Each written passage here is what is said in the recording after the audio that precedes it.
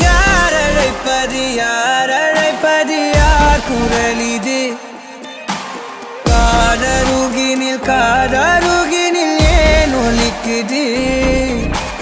போகனதை தான் தூரத்திடவாய் மறுக்குது குரலின் விரலை பிடித்து தொடர தான் துடிக்குது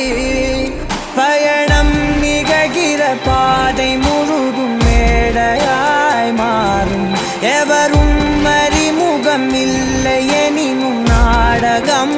ஓடும் விடையில்லாத பல வினாவும் எழ தேடல் தொடங்கும்